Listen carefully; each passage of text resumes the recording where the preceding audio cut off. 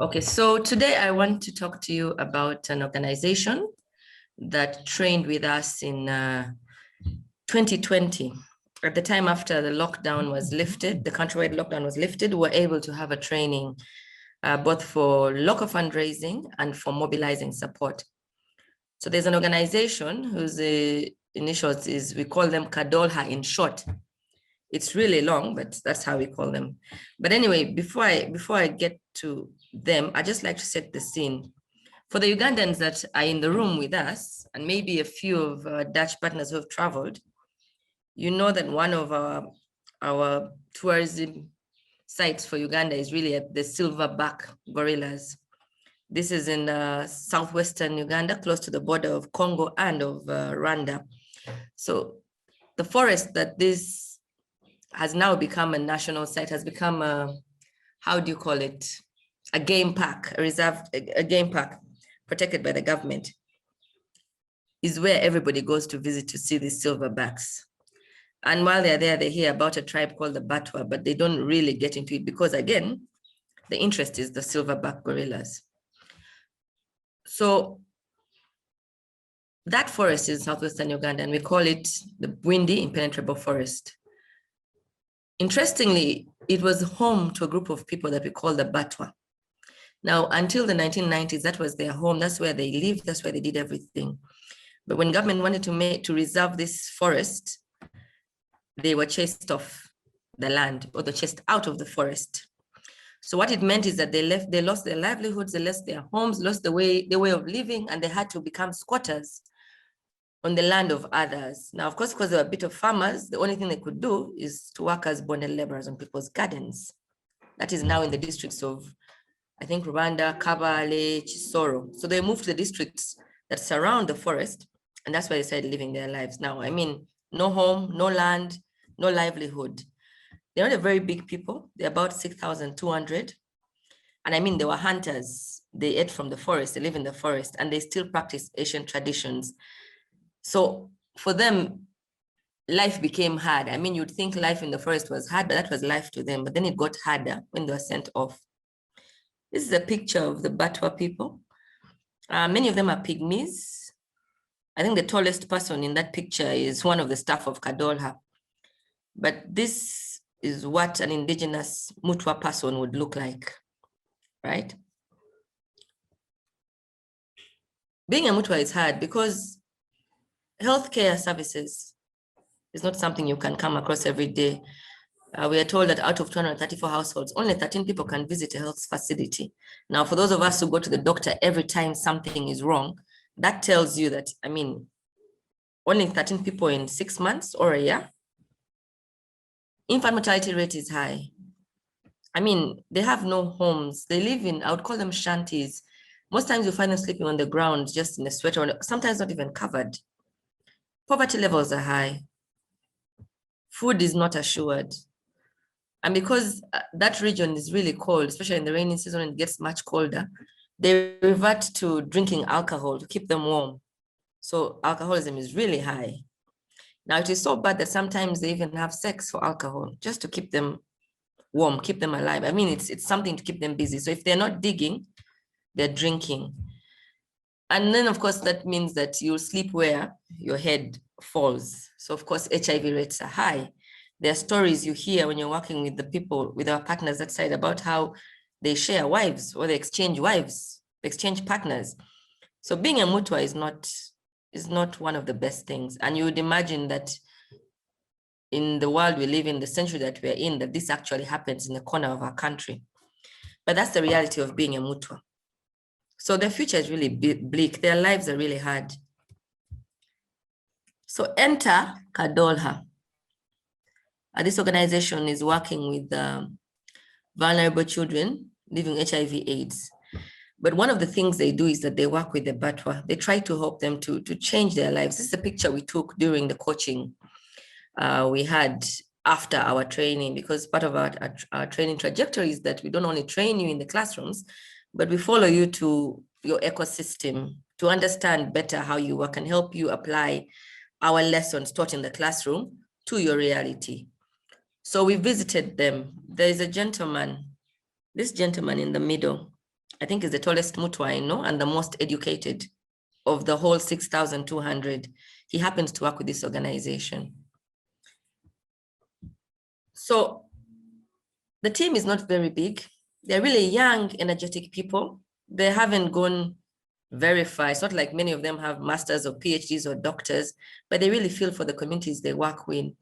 I mean, imagine them on a motorcycle in the rains, driving up the hills and into the valleys to reach these people.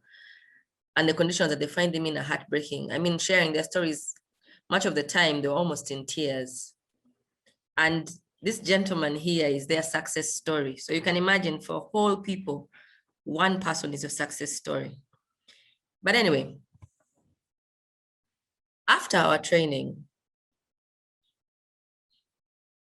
the staff of Kadolha came back and they were able to do a number of things. Please remember that because it was a border district, lockdown persisted and there were so many limitations to movement, but they were able to do a number of things. One, they talked to the district local government.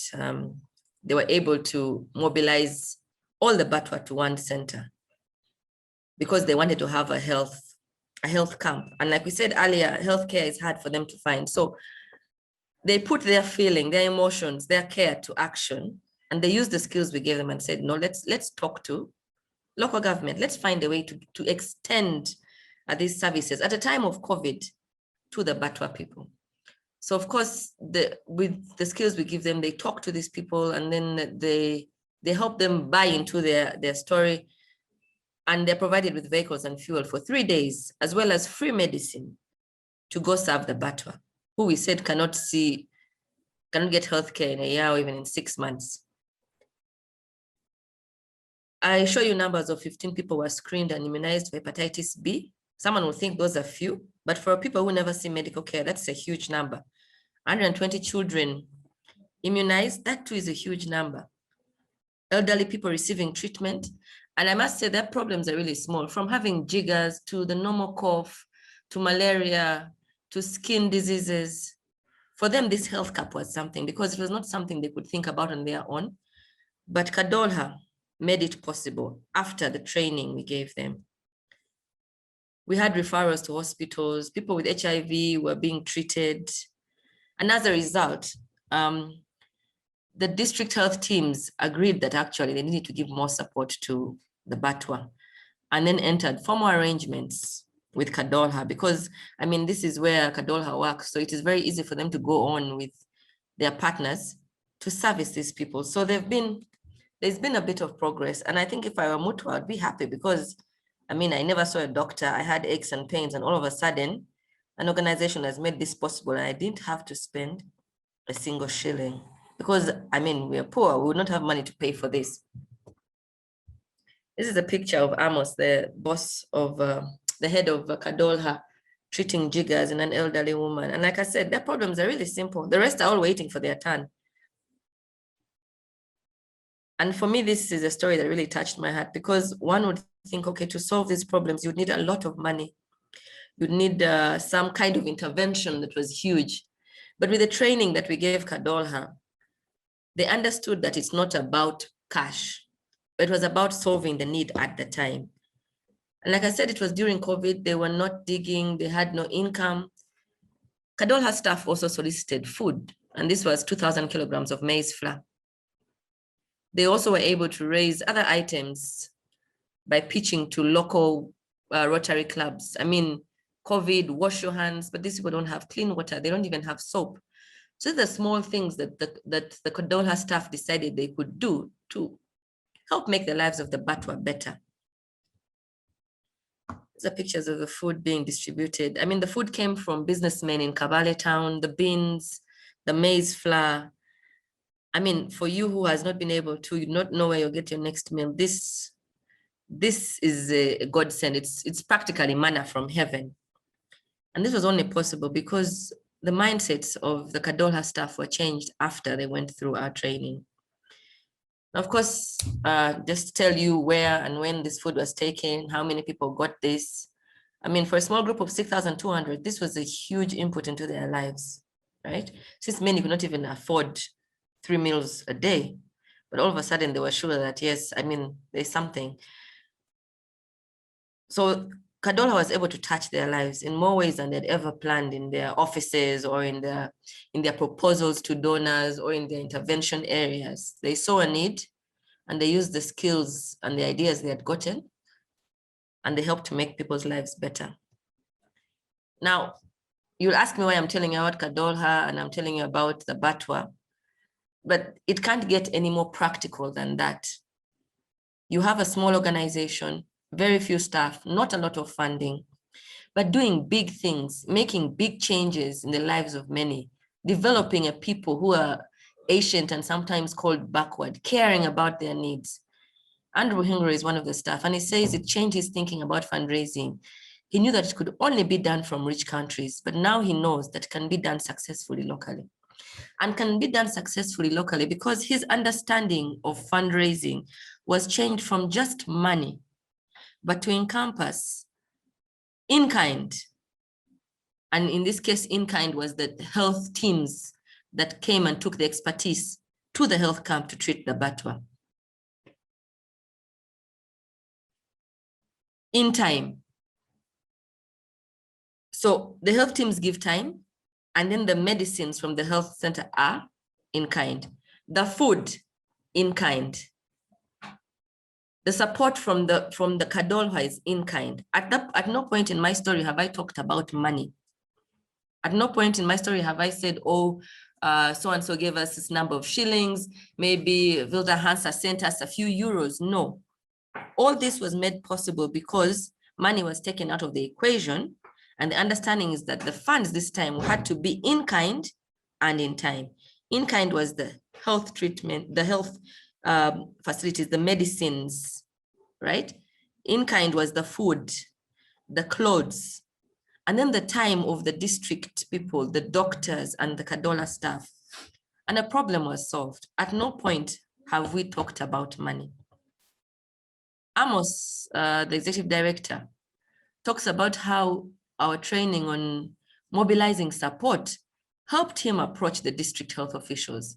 In fact, he swears that if he had not been taught on how to get others to support their initiatives through our mobilizing support training, he would not have been able to mobilize the health teams and convince them to go to the Batwa and have that health camp, right? All the negotiations for transport and the coordinators and the camp days, and even a formal letter endorsing their movement, because at that time we were restricted. He swears that it would not have been possible. He would never have thought about it if it had not been for the training that we had. And like I said earlier, these are things that we know. We do them without even thinking about them, but when we structure how we do them, we're able to get more out of them. And for me, this is the most practical way I can explain to you. This story is not old. It happened quite recently. It hasn't even been 6 months. People are happier. Needs have been achieved. Desires have been met. And there's a happier people because we took it out of our minds that it's about money and about foreign help, and just thought to ourselves, what can we do within our communities with what we have? Ladies and gentlemen, for me, this is like one of our success stories that I always talk about. And I encourage you to really think about what it meant, the sacrifices it took for the team from Kadolha. Yes, they did the 5 days, but I mean, many people study and don't go back. But what it took to really, really say, okay, we can do this. The power lies with us. It does not have to be Hilda Hansa or our Dutch partners. They can help, yes, but we can do this on our own. For me, this is the practical application I present to you of how Change the Game works. Thank you.